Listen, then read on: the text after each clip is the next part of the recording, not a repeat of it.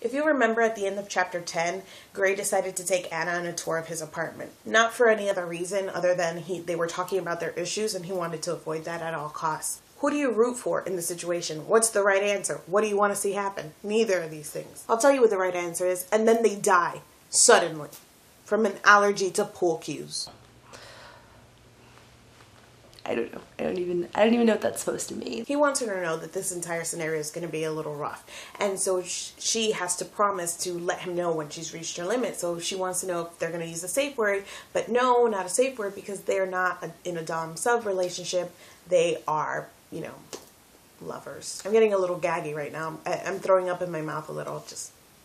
Gray finally makes a comment about how wishy-washy Anna's been, and she's been dropping these hints, and she told him that he's lost his edge, and I mean, in the capacity that he has to be, you know, a normal functioning human being, he's trying. He's saying, okay, I'm not going to hit you anymore. Like, that's the end of that. Because last time I hit you, you broke up with me because that wasn't a thing that you appreciated. But since that point, Anna keeps bringing it up. She keeps saying, so when are you going to hit me again? And are you sure you don't want to hit me? And are you thinking about hitting me? And are you the same person that likes to hit me? She keeps reminding him of this. Like, hey, remember the domestic violence portion of our relationship? Remember that? And he's sort of confused, you know, rightly so, about what this means, because anytime he makes a motion towards that, like, oh, okay, you want me to hit me? She clams up and she gets super scared and she's like, oh, no, this. Then why is she bringing it up constantly? Anna says it's 10:30 at night, and I'm really confused about the timeline here, because they really wake up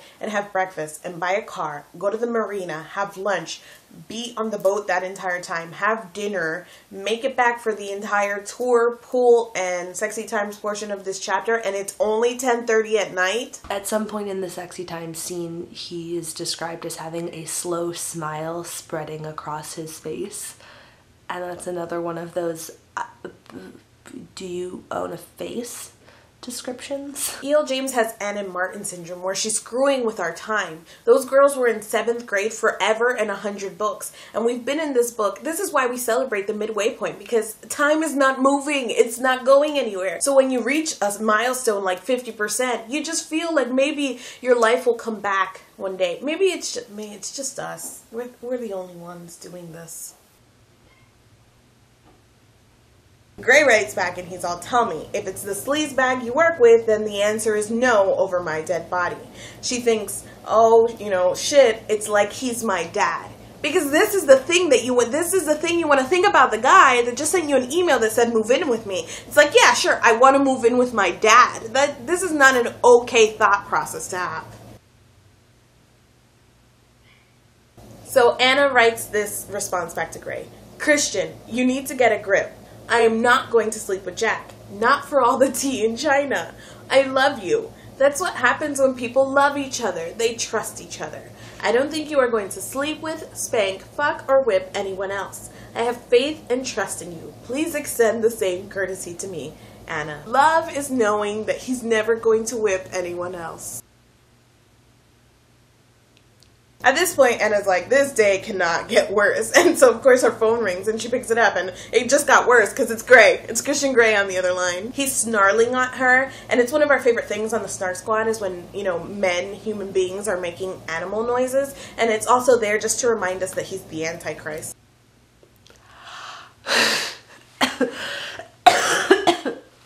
Laughter is not good for me right now. He asked her to please delete the last email and then to think a little bit more about what she sends out from her work email, because she just like put details of her sex life and she sent it from her work email. And she's Anna Steele and she's 21 years old and she still has to be led through this thought process that, you know, this is an account that belongs to you and that it might not be a professional thing to send out details of your sex life from your work email. He hangs up on her and she thinks, holy fuck. And you think maybe it's because she realized she did a really stupid thing by sending out this email while she was at work. But no, she is exclaiming because Christian Gray hung up on her. OMG. That man is stomping all over my fledgling career and he hangs up on me. Okay, so he is intervening in your career, what with him buying your company and also not wanting you to travel, which I think you should be a little bit more concerned with the fact that he bought the company that you work for and not the fact that he doesn't want you to travel with other men.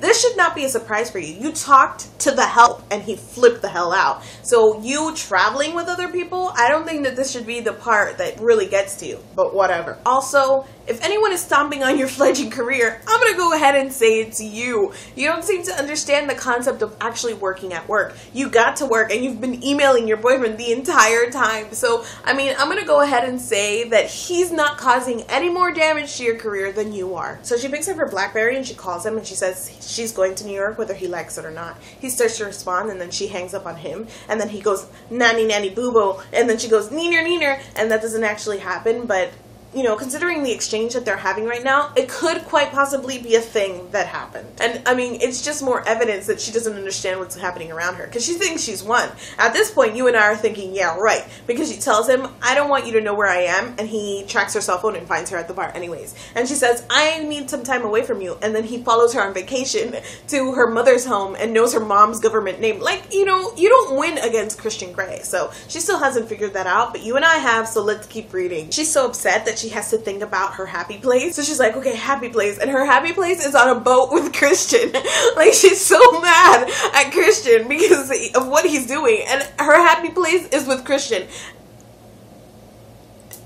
Really, girl? At this point, Jack calls out to Anna and says, don't book the flight. And she's all, oops, too late. I already did it. And he says, well, that for some reason, suddenly all travel has to be approved by senior management. Guess who's the boss's boss's boss's boss? Anna, to her credit, immediately realizes that it is Christian's interfering. So she decides to write him an email. Please tell me you won't interfere with my work again some more than you already have. I really want to go to this conference. I shouldn't have to ask you. I have deleted the offending email. And he writes back that I'm just protecting what is mine. I'm just protecting what is mine. Fuck you, Christian Grey. The email that you so rashly sent is wiped from the SIP server, as are my emails to you. Incidentally, I trust you implicitly. It's him I don't trust. It sounds a lot like what my mother used to tell me when I asked for permission to go out, like back when I was in middle school and high school. So I'd be like, hey, can I go out and do such and such thing? And she would say no or whatever. And I'd say, you don't trust me. And her comeback was always, I don't trust the devil. It's especially fitting because, I don't know, I equate Christian Grey with the devil. She writes back and she says that she doesn't need protecting from her own boss, and even if he makes a pass at her, she wouldn't go for it, and that's the end of that. At this point, Grey writes back and he says he's seen how effective she is at warding off unwanted attention. Now, if you remember in book 1, when Anna got drunk for the first time ever, Jacob was making a pass at her and she didn't want it, but she was kind of drunk. And he's bringing this up now as a reason why he feels entitled to control her. She was essentially in the beginning stages of date rape, and he's bringing this up and using it against her like she had anything other than being drunk, which sue her, she's a 21-year-old girl, and he's using this as evidence against her. There's another phone call and it's Christian Grey again. Who calls Anna?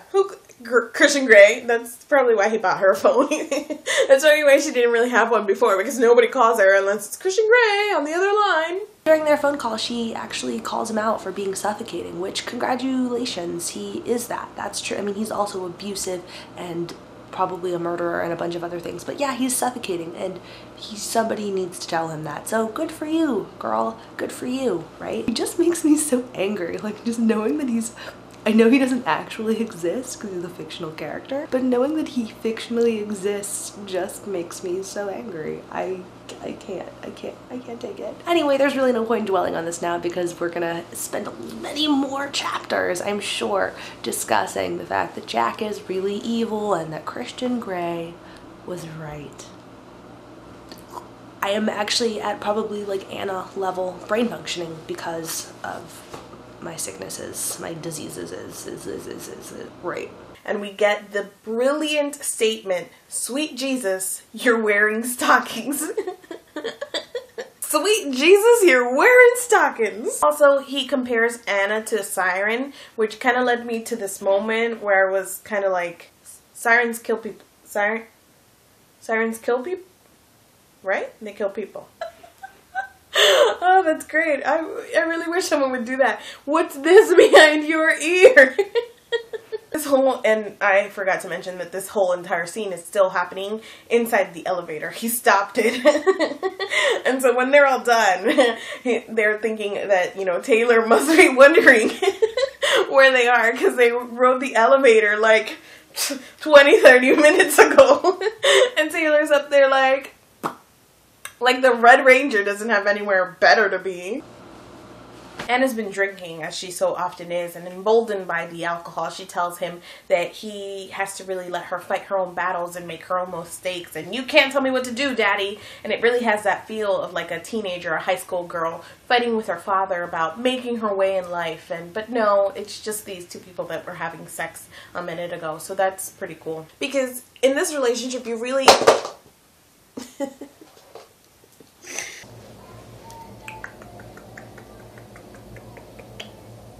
Anyway, whatever. I just have all the anger. All of it. Bottled inside. And it's gonna erupt in a mountain of phlegm.